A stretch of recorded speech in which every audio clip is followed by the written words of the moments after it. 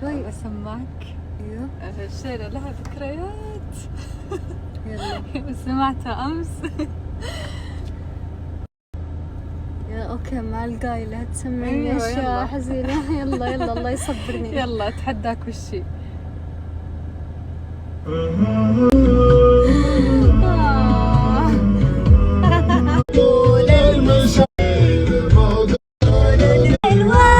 الله يلعن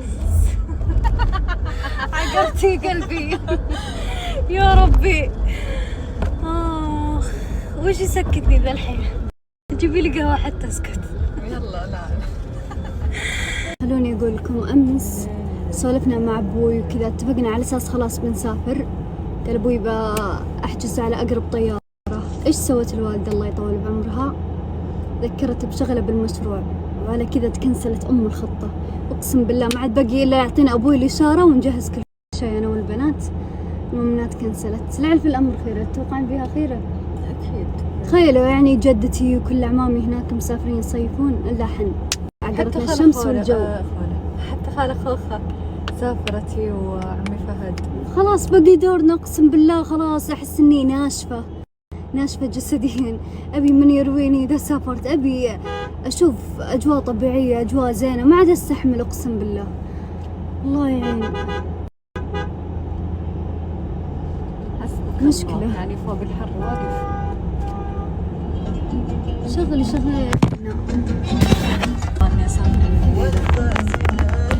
ايه تدرون كنا قبل بنسكن نسكن في الديرة. اقسم بالله بقول لكم السالفة، علمي لهم بالسالفة. كنا تخيلوا امي ننتظر لها نقل بالجنوب، جاها نقل صح؟ نقلنا في نجران. ايوه في المحافظات، بعدين نجران. بعدين لما جانا كذا نقل، يعني لما تأخرت ماما في النقل كنا كل سنة نقدم على الرياض، نقدم على أبها ونعيش هناك خلاص.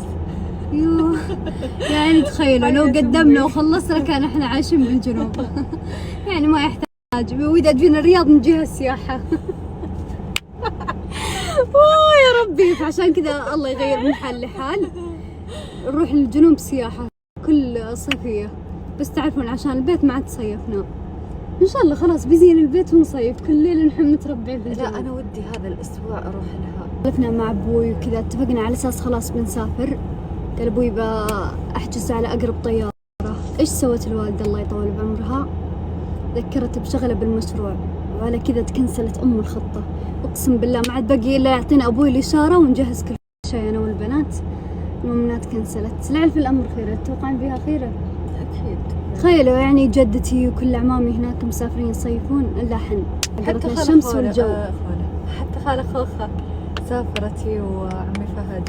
خلاص بقي دورنا اقسم بالله. خلاص احس اني ناشفة جسديا. ابي من يرويني اذا سافرت. ابي اشوف اجواء طبيعية، اجواء زينة، ما عاد استحمل اقسم بالله. الله يعين.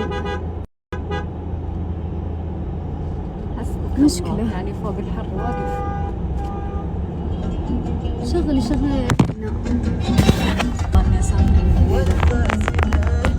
ايه كنا تدرون كنا قبل نسكن في الديرة. اقسم بالله بقول لكم السالفة، علمي لهم بالسالفة.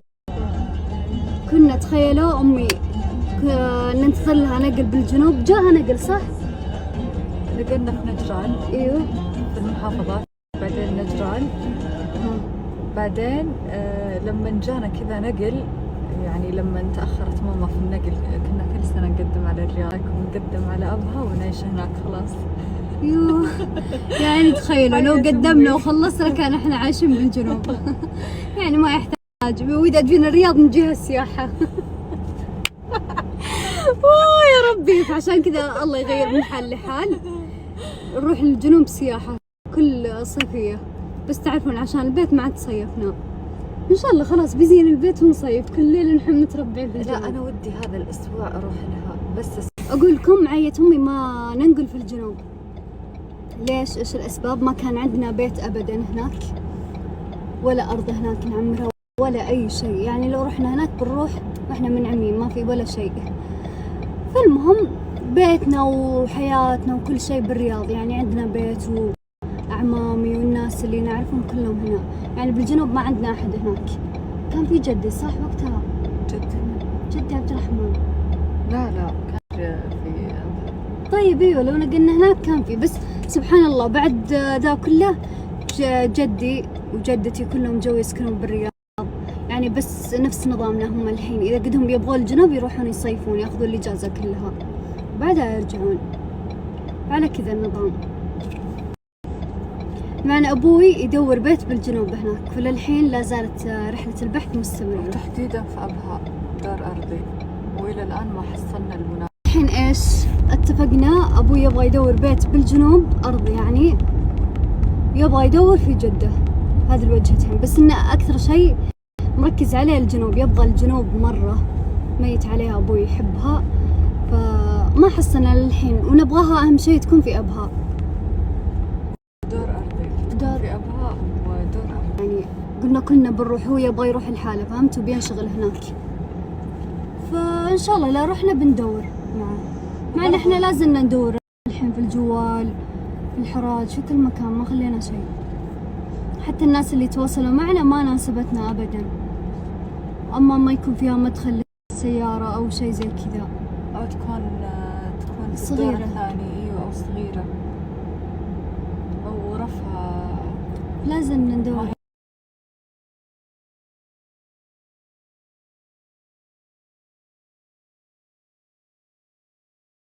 شوف رموشي، تخيل ماني حاطة ولا شيء، جن مرة عجبتني.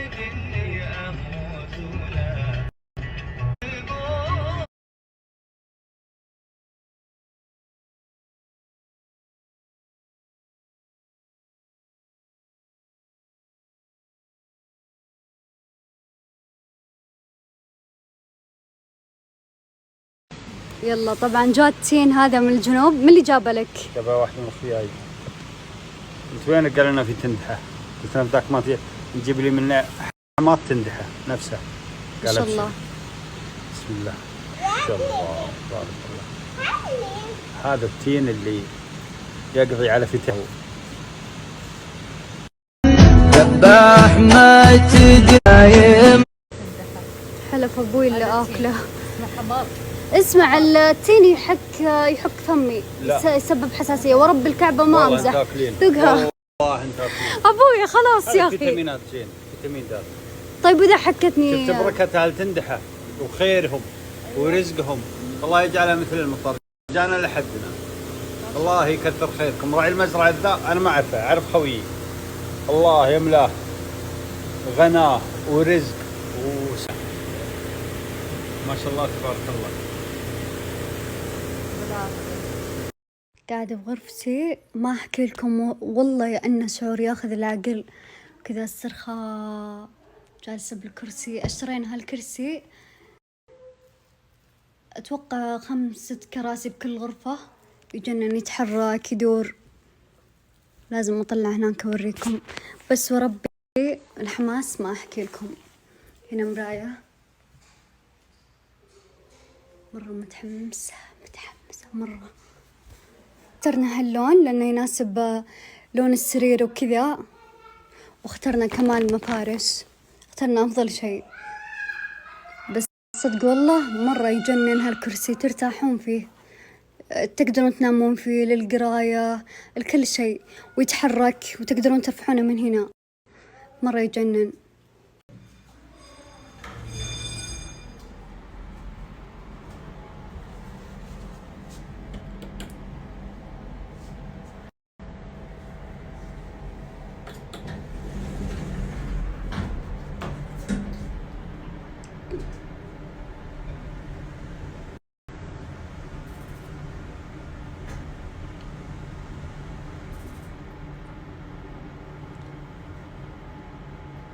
تدرون من المصاعد إنه مرة في مصعد قفل علي، أقسم بالله فقدت التنفس، عندي فوبيا منها.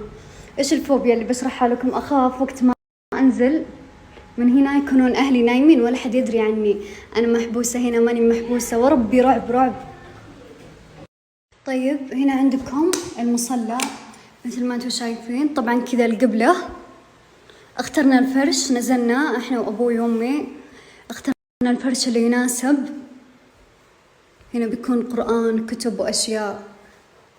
ف ايش رايكم؟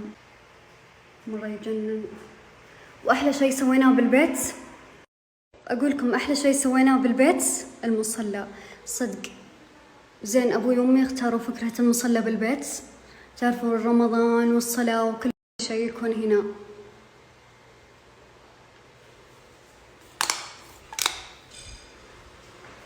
هذه ما وريتكم صح؟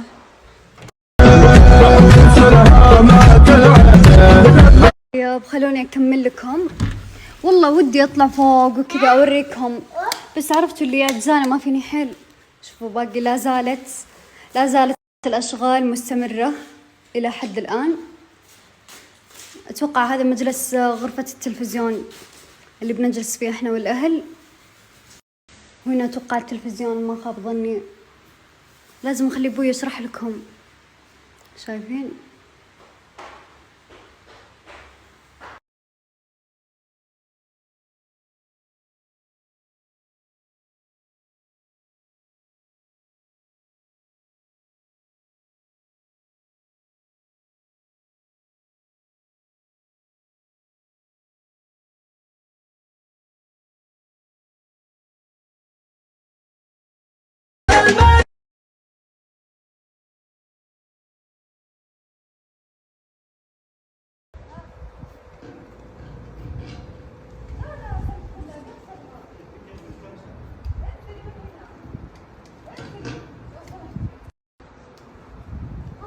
شغل اسمع الصوت. شغل اسمع الصوت. شغل اسمع الصوت.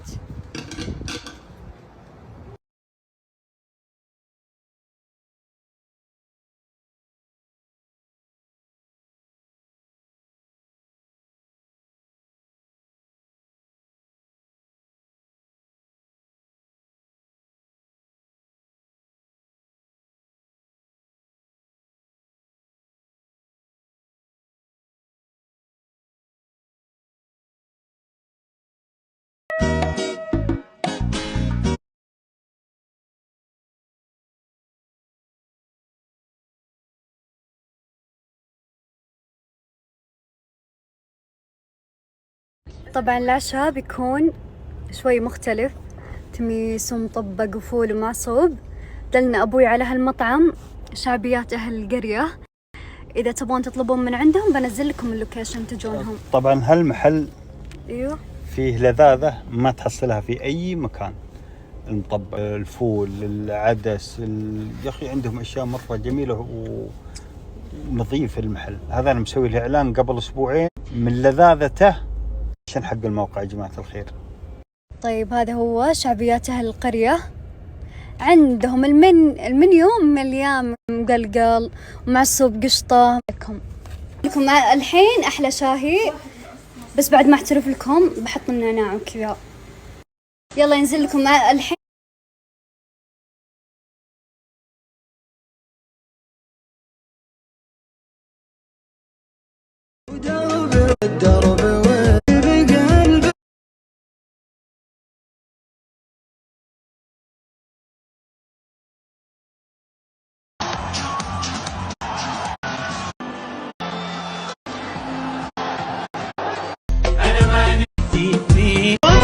نصيحة لي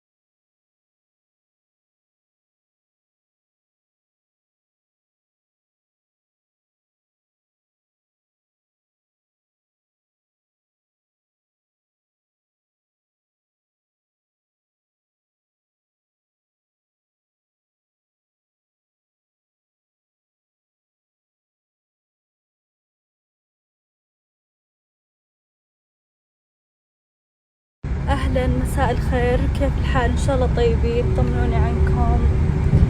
ها مستعدين للدوامات بكرة؟ الله يعينكم يا رب ويسهل عليكم. المهم طبعا اليوم رحت مع ماما موعدها، وكيف الأمور؟ إن شاء الله الناس سليم؟ الحمد لله. ورايحين الحين نخلص شغل الماما، وبعدها نرجع للبيت وتجهزين للدوام. الله يعينكم، تمسكون مشوار طويل طويل. اللهم آمين يا رب.